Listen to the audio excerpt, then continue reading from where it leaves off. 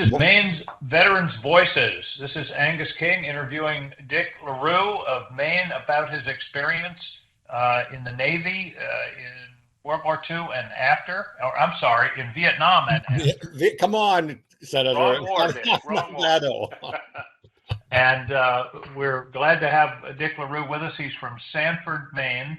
And the first question I have, Dick, is it true that you had over 30 cousins in World War II? Not quite 30 cousins. I would say close to 18. That's still unbelievable. Pretty amazing. It's unbelievable. I know my brother and 17 of our first cousins were in World War II. One family had 7 of their children at one time. Wow, that's amazing. And you grew up in Sanford. Tell us about Sanford when you grew up and some sort of family background.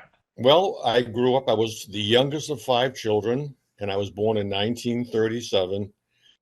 And to a French family, our first language was French. As a matter of fact, I spoke no English until I went to school.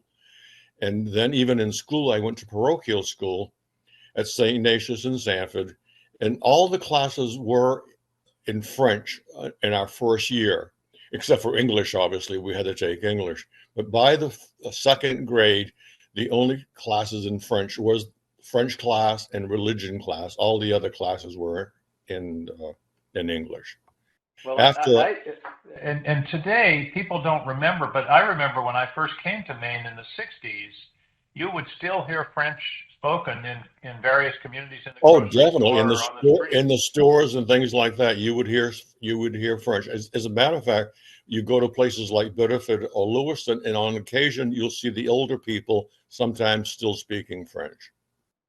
Well, and yet it turned the opposite way. My friend Greg Netto, who grew up in Lewiston, he was punished if he spoke French. Well, in Maine, it was against the law to speak French in the public schools. It was, as a matter of fact. Okay, so you grew up in Sanford, and at that time it was one of Maine's mill towns, like Biddeford, Lewiston, Brunswick. There was a textile mill there. Yes, it was textile. Palm Beach material. It was very exclusive for suits. And there was shoe shops as well. Okay. And so you mentioned that your brother, you were the youngest, your brother was in World War II, lots of cousins. So there was clearly a sort of military tradition in your family. Well, my dad had been in World War I. As a matter of fact, my mother's brother, who was French Canadian, volunteered to become a U.S. soldier, and he was killed in France in World War I, assisting to evacuate wounded soldiers.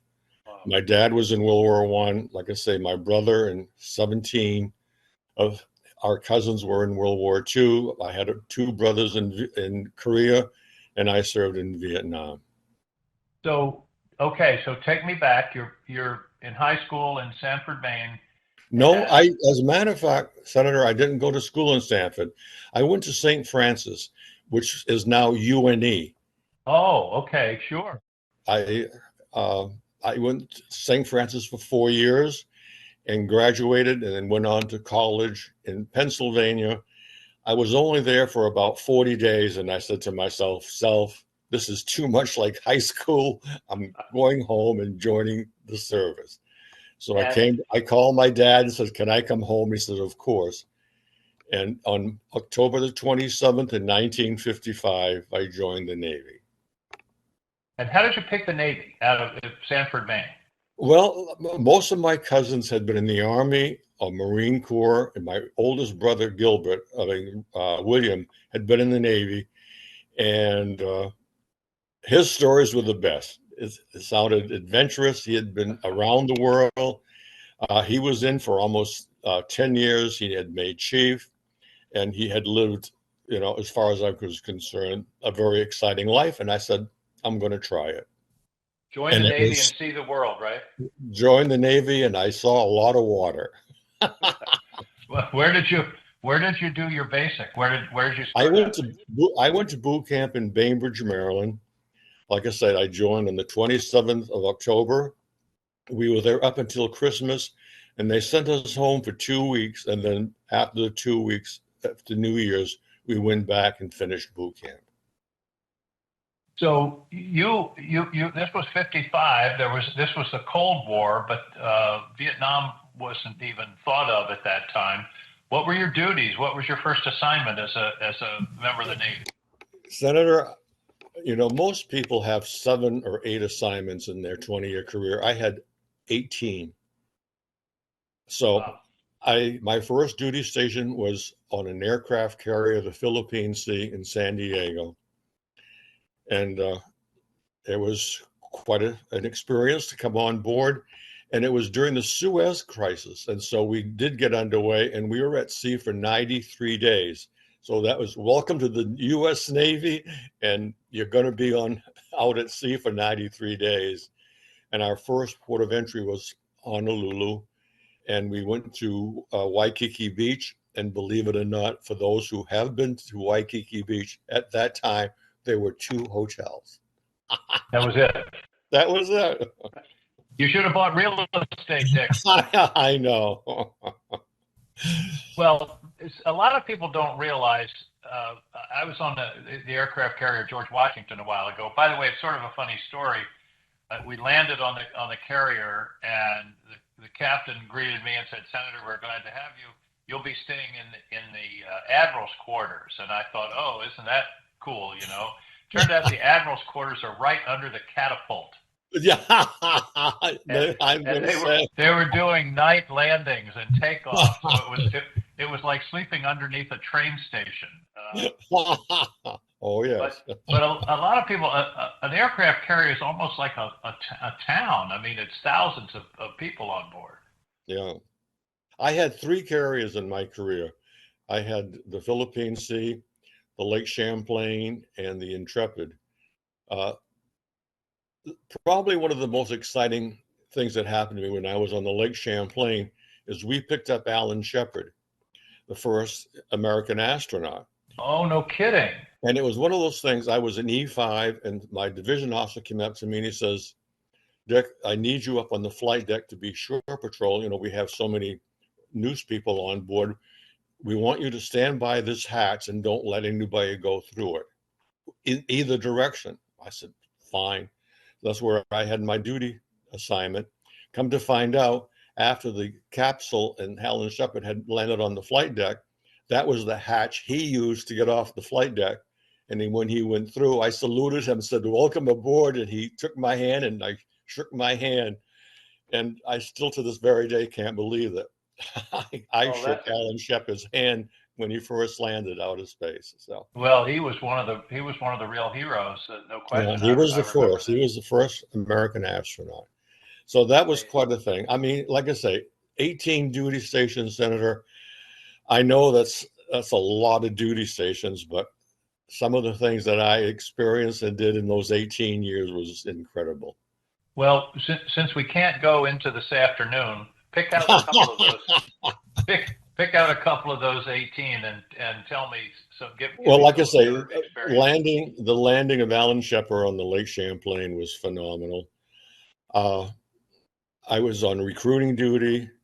I served 8 years in the prison system working as a counselor. I spent 6 months with the Seabees in Vietnam. I was on the Tonkin Gulf and on the USS Intrepid. And the Intrepid, isn't the Intrepid the one that's now a museum down in New York? It is, and because I am a crew member, I am honorary, and I don't have to pay when I go on. Well, I remember we took our kids. Our son Ben was pretty fascinated by the Intrepid. We took him on that trip. And it's as you know, having been in a larger carrier, it's teeny by comparison with the new ones today. But all 3 that I were on were the same class. They were all the Essex class, and they were relatively small by comparison of what we have floating today. Well, I remember I had a friend in Waterville, Smokey Sherman, who was a Navy pilot, and he told me that landing on a carrier at night was about the scariest thing you could do. You had this moving platform that was bouncing up and down, and there was no margin for error. I mean, it's unbelievable. I never landed a plane. Obviously, I wasn't a pilot, but on my spare time, on all three carriers, I would go up into the catwalks on the island and watch them land and take off. To me, that was one of the most exciting things to do when you had, time to do it. And I just marvel at those young men that can, and women today, that take off and land on aircraft carriers. It's unbelievable. Now, tell me about being at the brig, at the military prison. Number one, where were you? And number two, how did you get into that billet? I was on the Intrepid, and my division officer said to me, Dick, I've been watching you in the way that you correspond with people and deal with people. Why don't you volunteer to become a counselor in the prison system? This is something the Navy is just starting. There's only like 3 or 4 in the entire U.S. Navy. And because the Marines ran all the Navy prisons, the brigs. So they said, you'll be assigned to a prison, but you may be one of only 2 or 3, Navy people there because the rest are Marines. I said, oh, all right. I mean, I had been separated from my wife now for almost over a year because of 2 tours in Vietnam. And so back in my mind, I'm going, if I go to work in that prison, they don't get underway and I'll be staying in one place. So for the first 3.5 years, I was in Norfolk, which is one of the largest prisons in the Navy, needless to say. We took care of Marines, sailors, and Air Force, as a matter of fact. And after that, I had another duty station, but then I went to Subic Bay in the Philippines, and I was the only sailor in Subic. It was funny, they had never had any sailors working there, and when I came on board, I was an E8, so they had to accept me as being senior. But what got them is that I had all these ribbons, and they had Marine Corps emblems on them. And they're saying, what is this squid doing with Marine Corps emblems? Well, I had been with the Seabees in Vietnam in July, which is a Marine outfit. So when I got my Vietnam medals and awards, it was through the Marine Corps. So I was able to wear Marine emblems on my ribbons. You had a little special status. I was accepted immediately. But the young kids, well, if this squid's wearing Marine emblems, he can't be too bad. Well, now you never were assigned to the brig at Portsmouth.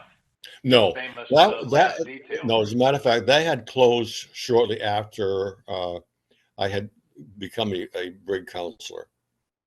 So, it's still there. It's still. Oh, I know. It's empty. Yeah. As a matter of fact, long story short, when I was in the Navy, I made it to E9, and I was assigned from Subic Bay in the Philippines to Great Lakes, the naval base in Great Lakes. And the commanding officer asked me, Master Chief, would you become my command Master Chief? And I said, yes, sir. That's what you said. It was, Senator, I was the senior enlisted advisor on a base that had 20,000 people. Wow. So it was quite an honor. It was quite an honor. Everybody knows Master Chiefs run the Navy, right? The admirals are just for show. Shh. Yeah. Remember, I live in Brunswick. We had my boy's favorite football coach was a chief from the base. It's amazing. Very few people realize that once you get out of the service, I went to work for Unum. It was funny. And we hired a Coast Guard pilot after he had retired. And he and I were talking one day, and I told him about my history. And I told him I had been the command master chief at Great Lakes. And he looks at me, his mouth dropped. He says, do any of these people know? And I said, they have no idea. All right. Well, now let's talk about Vietnam. You said you did 2 tours, and the first was some pretty dangerous, hot, hard, heavy work for the Seabees, right? I was in Chulai, which at the time was a Marine base. There was 2 CB battalions, 2 Marine battalions, and a South Vietnamese helicopter unit there. Our unit, our MCB 71 was at Camp Shields, and Camp Shields adjusted or abutted the Korean field. And the Viet Cong and the South Koreans did not get along together very well. So they were always firing back and forth, which meant MCB 71, you're going to be up all night long, believe me, because all they did is fire back and forth. So it was 6 months. Tell me what was the work? What was the nature of the work? What was the I was in administration. My whole time in the Navy was administration. I worked in what would be human resources or the personnel department. And although Seabees do not go into war zones to fight, but we are all heavily armed. We had to carry a pistol at all times. I had an M16, and we did have to use it from time to time. Well, they go into war zones to construct infrastructure, right? Well, that's the step. I don't want to sound like, well, we're the greatest unit in the world, but Marines don't have any place to land or sleep or eat unless the Seabees build it for them first. And I take it there are engineers in the Seabees, like the Seabees is construction battalion, which means we have plumbers, electricians, equipment operators, things that we build runways, we build dining rooms, we build roads, we build barracks, and I'm not going to go political. So was it a runway, or what was the project? It was an air base. It was a large air base. And and then you said you had a second assignment to Vietnam. I was on the Intrepid, on the aircraft carrier. And that was in the Tonkin Gulf. We left Norfolk and went to Rio de Janeiro, and then went around South Africa, and then ended up in the Tonkin Gulf, and we spent 6 months in the Tonkin Gulf and came home via Australia. So we actually went completely around the earth. So did you have Navy pilots, Navy planes taking off and active? As a matter of fact, we lost a number of pilots in Vietnam. Some of them were POWs and others were killed. Yes. McCain wasn't on your ship by any chance? No, but that was the same time McCain was in North Vietnam is when I was in the Tonkin Gulf. Okay. So then you came back after 2 tours in Vietnam, but you stayed in the Navy. What came next? That's when I came back. That was the ship that my division officer recommended that I go work in the brig. Okay. So from the Intrepid, I went into the brig business, and I was a counselor in the brig system for almost 9 years. Wow. And so your job was to sort of hear the stories of the prisoners and try to help them to turn. Yeah, most people think, well, military brigs, how, what do you have? Well, we had murderers, we had rapists, we had thieves, all the same situations that you would find in civilian life. Minor things like going, unauthorized absentee, having a fight. Those people don't end up in the brig, probably for a day, but very seldom. What the people I was dealing with are the hardened criminals, the people who, in fact, were murderers, rapists, thieves, and things along that line. I don't know if you saw my interview, but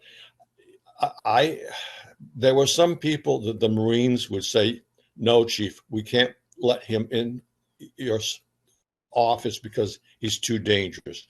He'll hurt you." And I would say, "Leave. I'll take care of it myself." And I remember when I was governor going to Thomaston, to the Maine State Prison, and meeting with inmates up there, and boy, was my security detail nervous. They didn't like that idea. Exactly. That's the same thing. I had a situation. We had one Marine who had killed his sergeant. If you wanted to make somebody a Marine poster, you would have used him. He was about 6'2", weighed almost 200 pounds and must have worked out every day of his life. I mean, he had arms on him the size of people's thighs.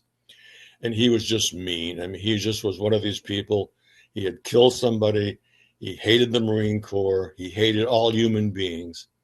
And so they would bring him to my office the first time, and the two Marines said, "We can't leave him." And I said, "Leave us alone." They said, "No, we can't." And so, like I said, I was an EA, and I said, "Out." And was I nervous? Yeah, of course I was nervous. And with the first 20 minutes, we just sat there and glared at one another. And I always tell people, he was looking at me right in the eyes. And if I had put a newspaper behind my head, I think he could have read it. He was wow. looking right through me. I mean, it was just the hatred was I had never seen in my life. What broke the ice? He didn't speak to me that day. I said, "Bring him back the same time tomorrow." And the next day, I said to him, "Oh, you're back again." And it struck him funny. And he says, "Yes, I am."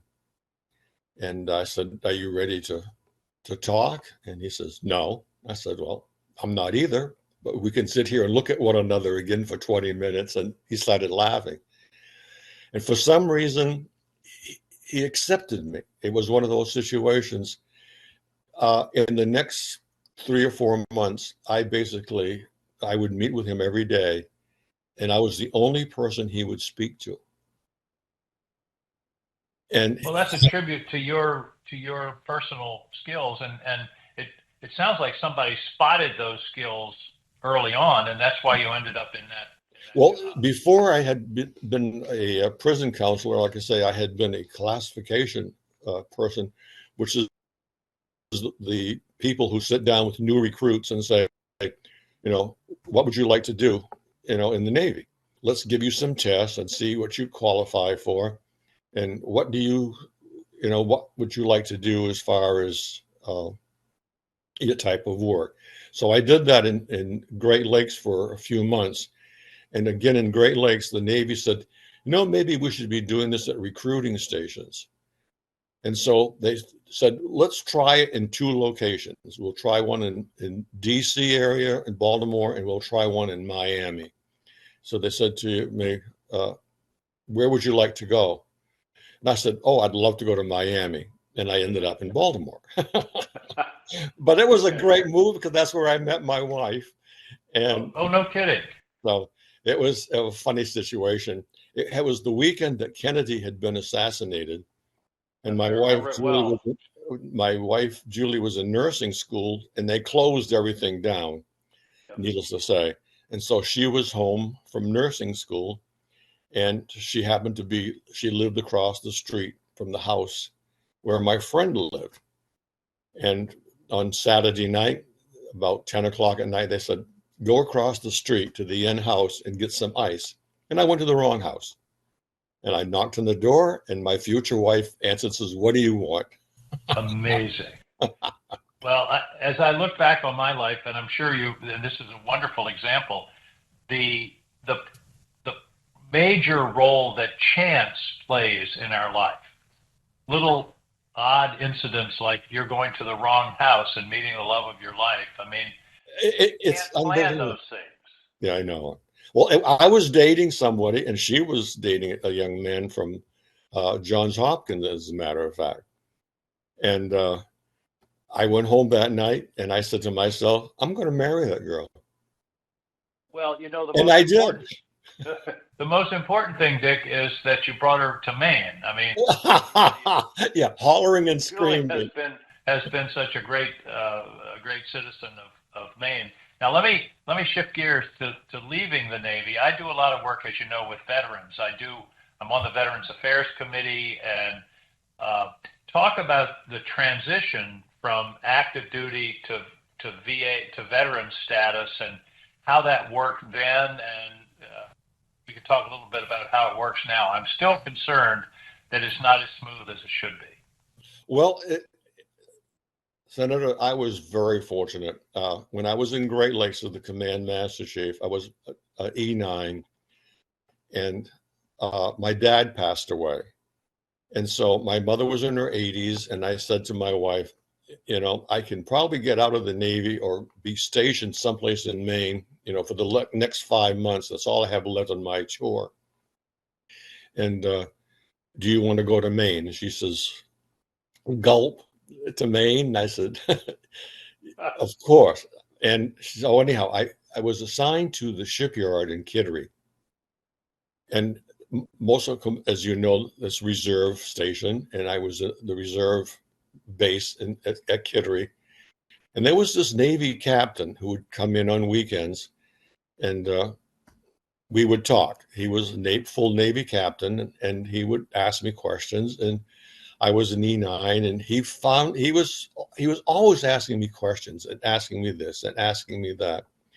And as I was approaching the last few days in the Navy, he says, I know you don't know this, but I'm a recruiter. And I'm looking for a human resource manager for an engineering firm in Amesbury, Massachusetts. Would you be interested in interviewing?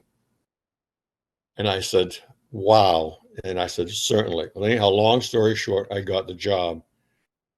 And people say, well, did you move to Amesbury from Maine? I said, no. My kids had been in so many places that I said, I can commute just as easy as trying to relocate them. So they stayed in Sanford with my wife, and I commuted every week for the next 9 years. And that was a godsend. I started off as I was just a manager, and then within a few months, I'm saying 3 months, the CEO said to me, I can't believe what you've done in the last few months, and I'm going to make you my director of human resources. But and 9 again, years later, it all started with the chance of meeting this Navy captain, meeting the guy who worked with this company. Yeah, he didn't work for the company. He was a recruiter. Okay. And they had asked him, we're looking for a human resource person. They had never had one before, and I chanced meeting him, and I was there 9 years. The company was bought out by a Swedish firm, and they were locating the central offices to Fort Myers in Florida. So they sent Julie and I to Fort Myers to see if we'd be interested in relocating, and both of us said no way. Okay. So I left the company and I went to work for Unum, and like I said, I stayed with Unum full time at the beginning, and then until in '82 on a part-time basis. And talk about, did you have much interaction with the VA after you left active duty? Again, no, because when I was working in Massachusetts, living in Maine, so there was not really any connections or time for me to be joining VA in Massachusetts or Maine. And when I went to work for Unum, I was always gone. The kids had already were in college or had already left school, and Julie was working as the director of Chan's here in. Well, you met Julie when we were living in Sanford. She was the one that brought you to the shipyard the first time when you were running for office. Absolutely. I remember. I just remembered that. Yeah, Julie's a great writer, as I recall. Yeah, she's my Russian, Ukrainian, Italian from Baltimore who writes the Franco column for the state of Maine. There you go. That's it. Well, she has the last name, even, Well, that's what it is. Her last name gets her in, believe me. Great. Because her main name is Jabinski. Well, Dick, anything else I've missed that you experiences? Senator, first of all, it's an honor that you would, like to interview me. But I have been very fortunate. You can imagine, I spent that many years with Unum. I lived in an airplane, and as you know, living in an airplane, you get a lot of frequent flyer miles. As a result, I had 1 million miles on Delta, and you know what that means automatically.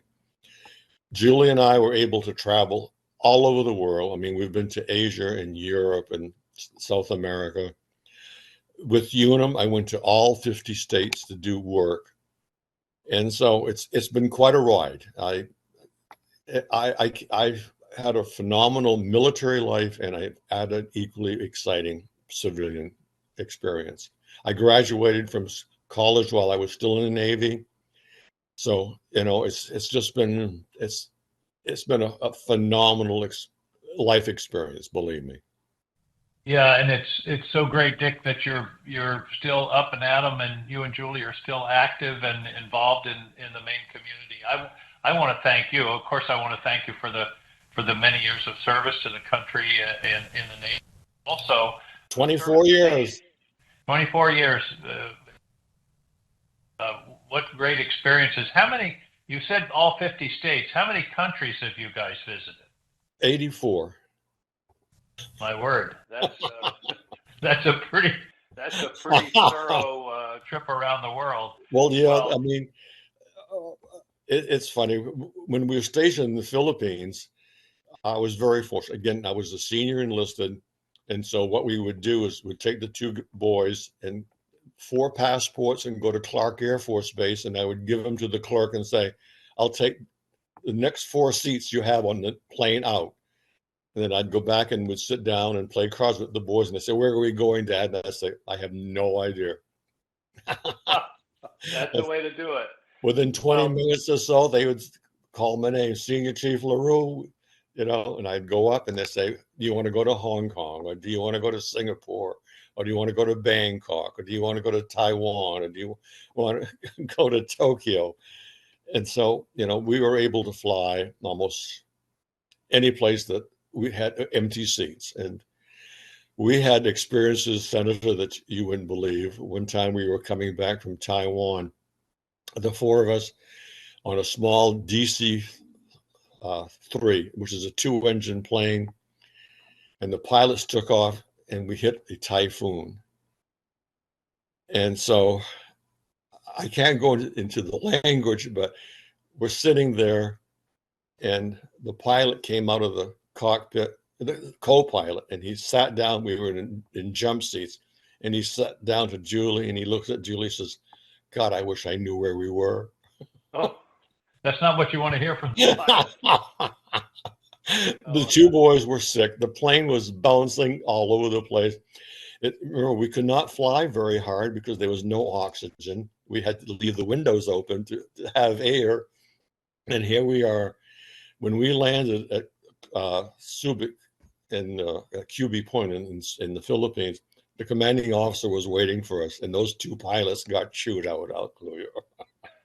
Well, I remember landing at Portland once in a storm, and there were 2 things I remember. Number one, what really made me nervous was that there was a nun behind me praying the rosary. And when we landed, everybody on the plane applauded. So yeah, if you fly enough, you're going to have those experiences. Oh yeah, but no, that was. There's been other things, but to me that one was like, oh my goodness, it's unbelievable. I had another experience. I was stationed on Guam, as one of the other places, and held in a squadron, and we were coming back to the States. And I remember I worked in administration, so being in administration, I heard of an earlier flight. So I got off the manifest of the flight I was manifested on and took off the night before and figured, well, the guys will think, where is he at? And I'll meet him at the airport in San Francisco. Well, I flew home that night, and the next morning when the plane took off, it went from Guam to Midway to San Francisco. When it took off, it crashed into the mountains and everyone was killed. Oh, wow! And got to think about that. That tells you that you're here for a reason. Oh, that was in 1960, and even telling you that story today, I still get goosebumps. Just like, Well, Dick, thanks for your great service to the country and to Maine. It's a pleasure to have a chance to chat and to share these stories. As you know, this will go into a permanent record at the Library of Congress, and sharing the stories of veterans in Maine. It's a pleasure for me to have a chance to be with you. Thanks again so much. Best to Julie. I'd like to add one thing. I'd like to add one thing. Sure. Thank you. The best governor that Maine's ever had, and I am so proud to have you as our senator. Oh, and by God, Senator, if we could, I would vote for you in a minute to be the next president of the United States. Thanks. I don't know. I'll let that go. Thanks a lot, man. And Thank we'll you. look forward to seeing you around. Thank you, Senator. Bye-bye now. Bye-bye.